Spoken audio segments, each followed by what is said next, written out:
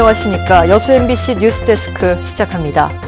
석유화학 근로자가 산업 현장에서 안전하고 건강하게 일하는 안심일터 조성을 위한 국립석유화학산업안전체험관이 오는 2020년 여수에 들어섭니다. 전라남도는 최근 고용노동부 산하 산업안전보건공단이 운영하는 국립석유화학산업안전체험관을 3년여의 노력 끝에 유치에 성공했다며 238억 원의 전액 국비 투자로 여수 국가산단 인근에 오는 2020년까지 건립될 예정이라고 밝혔습니다. 전남도는 체험관이 완공되면 광주, 전남북은 물론 경남 지역까지 산업 근로자들이 활용할 것으로 보여 지역 일자리 창출과 지역 경제 활성화에도 도움이 될 것으로 기대하고 있습니다.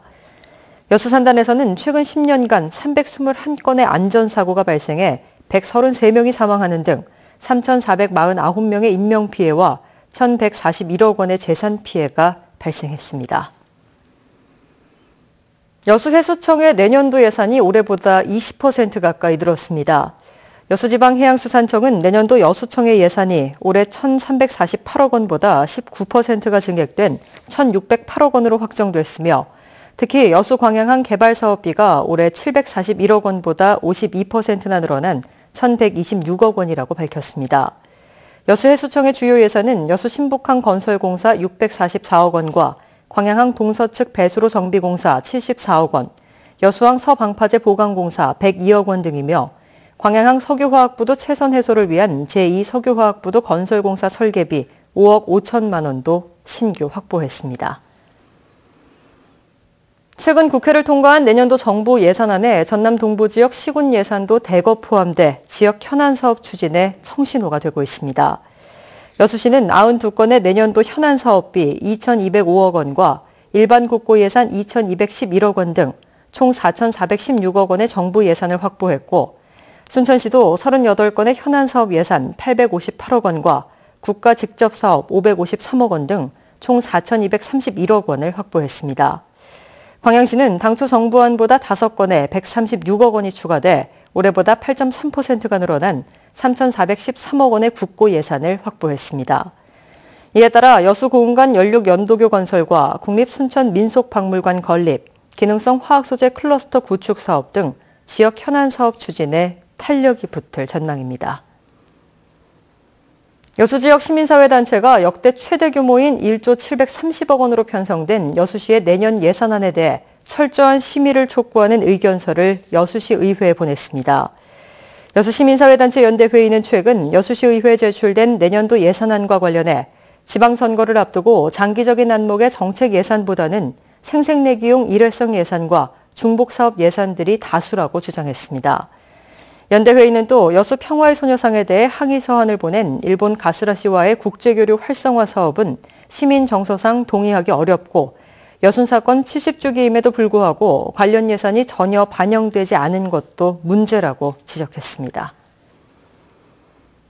고운군 수산업협동조합이 지역에서는 처음으로 1억 원의 성금을 고운군을 통해 저희 여수문화방송에 기탁했습니다. 고운군 수협은 100년의 역사에 전국 최대 11,000여 명의 조합원을 보유한 수협이며 해마다 조합원과 직원들이 나눔 캠페인에 참여해 기부문화 확산에 기여하고 있습니다.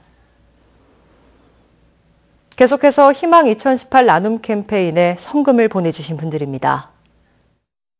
광양상공회의소 김효수 회장 외 회원사 1동 100만 원, 고운군 도양읍 봉황의 나라 택견 전수관 이승일 100만 원, 녹동초등학교 30회 동창회 67만 3천 원, 순천시 덕연동 생목현대 7통 주민 64만 6천 원, 고운군 복내면 명재정 50만 원, 순천시 조곡동 7통 주민 38만 원, 여수시 동문로 설홍순 30만 원, 순천시 덕연동 10통 주민 30만 원, 고운군 복내면 외초마을 주민 23만 원, 고운군 새마을 지도자 도양읍협의회 회원 1동 20만 원, 복내면 진기마을 주민 14만 7천 원, 고운군 도양읍 관중마을 주민 11만 원, 애향정화회 10만 원, 자율방재단 10만 원, 고운군 새마을 지도자 도양읍협의회 유성준 10만 원, 여수시 소라면 복산 3리 주민 10만 원,